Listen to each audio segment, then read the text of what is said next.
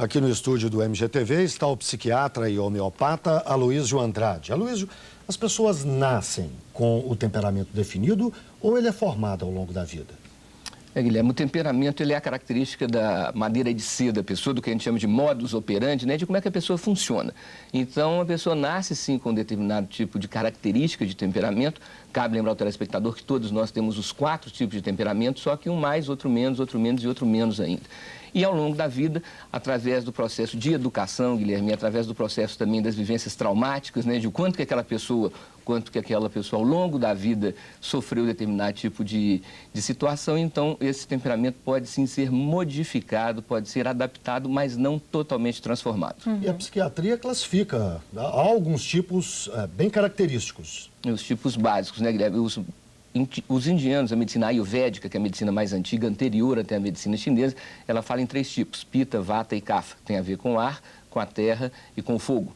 Já os gregos falam em coléricos, né, sanguíneos, melancólicos e fleugmáticos. Então, são características que podem ser combinadas, como eu disse, entre si. Como é que é esse colérico? O colérico, Patrícia, ele está relacionado com a questão da reação imediata, né? O colérico, ele tem, então, a característica do fogo, né? Então, ele reage de pronto, ele não fica enrolando, ele não deixa para depois. São como que locomotivas que puxam os outros, né? E vai ser uma característica interessante do colérico, a tendência para ser líder, para ser chefe, para ser uma pessoa que comanda uma determinada área. Esse é o lado bom do colérico, né? Tem um lado ruim também? Tem um lado ruim também. Seria o excesso da cólera, né, Patrícia? Nesse caso, quando a pessoa é excessivamente colérica, ela se torna uma pessoa mal educada, uma pessoa impaciente, uma pessoa que não dá chance ao outro de falar, que está sempre num comando, que é um comando autoritário e inadequado. Esse seria o lado ruim. E o arrependimento também, porque às vezes a pessoa colérica fala coisas no momento, descarrega, mas depois, se ela põe a mão na consciência, assim, não devia ter feito assim. Mas o bom do colérico é que ele não guarda rancores, não guarda ressentimentos.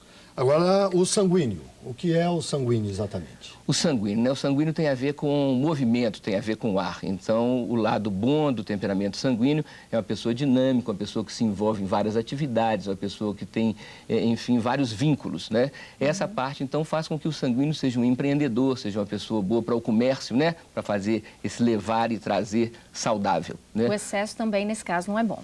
O excesso do fogo sanguíneo vai trazer o quê, Patrícia? A pessoa que começa as coisas e não termina, pessoa que promete e não cumpre, aquela pessoa que é meio enrolada no sentido de que ela combina tantas coisas simultaneamente que depois ela não dá conta de cumprir. E o sanguíneo, ele vai ter uma tendência para ser mais ansioso quando ele está desequilibrado, às vezes tem insônia.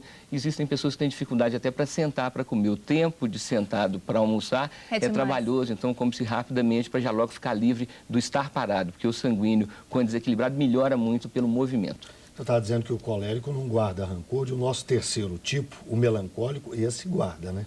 Esse é o que mais guarda, né? Quer dizer, vamos começar então o lado bom, né? Pelo lado ruim. Começar pelo lado ruim, vamos lá. Então, o melancólico é o temperamento da sensibilidade. Então, o excesso de sensibilidade, Guilherme, vai trazer o quê? Uma vulnerabilidade para a pessoa. Essa pessoa, então, fica muito susceptível, muito fácil de ser atingida por notícias, por casos, por histórias, né? Ela se impacta muito.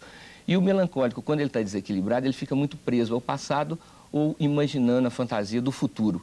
O melancólico, ele tem grande dificuldade com o aqui e agora, com esse instante já, com esse momento. Por isso, são pessoas que adiam as coisas e são pessoas que, ficando presas no passado, guardam muita mágoa e ressentimento. Por outro lado, são pessoas sensíveis, são poetas. O melancólico... Com certeza. O melancólico, ele vai ter, então, essa capacidade que a gente chama de altruísmo, de pensar no outro, né? A filantropia, de ajudar o próximo, né?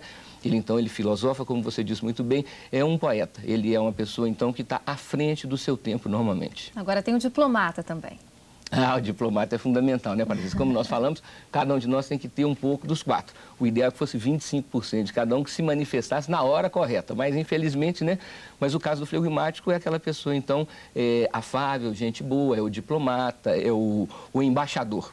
O que consegue resolver questões polêmicas, o que consegue desviar-se dos obstáculos, não fica preso, não fica, como diz aí na gíria dos adolescentes, não fica encanado. Esse aí, então, vai ser capaz de se desviar dos obstáculos e ir adiante. Mas, ao mesmo tempo, também, talvez, de repente, pode não cumprir tudo que promete, né? E ele tem um outro problema junto com o prometer e não cumprir, que é o fato de que ele tem, então, esse flegmático, ele tem a tendência, quando ele está desequilibrado, a ficar em cima do muro, a não ter uma opinião firme, ele ora acha uma coisa, ora acha outra, e se torna uma pessoa não confiável, então, nesse sentido. Resumindo, o bom é que a pessoa consiga combinar, porque todo mundo tem as 4 características, e consiga combinar e repartir bem, agir na hora certa, de acordo com cada uma dessas características. Isso mesmo, Guilherme. Identificar o que você tem de excesso e tentar diminuir, identificar o que você tem de falta e tentar melhorar, então, no sentido da consciência e livre-arbítrio. Tá certo, obrigada, então.